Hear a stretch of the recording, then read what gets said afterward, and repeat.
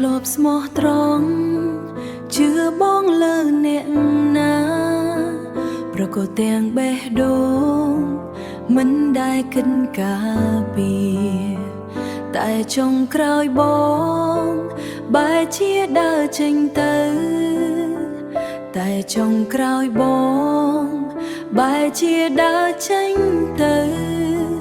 ទុកឲ្យអូនយំម្នាក់ឯងក្នុងបន្ទប់ដែលស្ងាត់ជ្រាបអូនខំធ្វើល្អយើងធ្វើល្អគ្រប់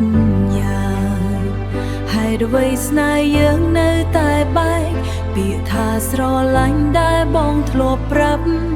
ថ្ងៃនេះវាគ្រាន់តែជាពាក្យកុហកទឹកភ្នែកមនុស្សស្រីហូបព្រោះមនុស្សដែលខ្លួនស្រឡាញ់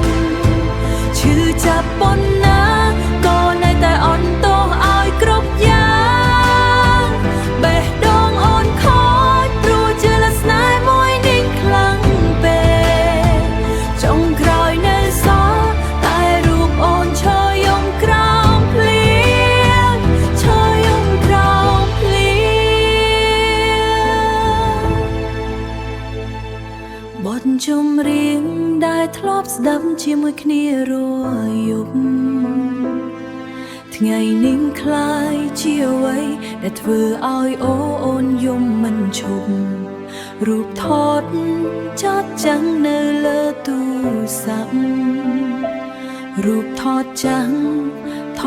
ងនៅលើទូរស័ព្ទអូនមិនហ៊ានលុបទេព្រោះនៅនឹកបងខ្លាំង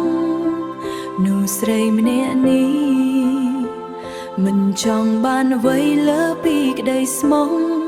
តែបងបែរជាយកស្នេហ៍អូនទៅបំផ្លាញដោយមិនស្ដាយស្រណុង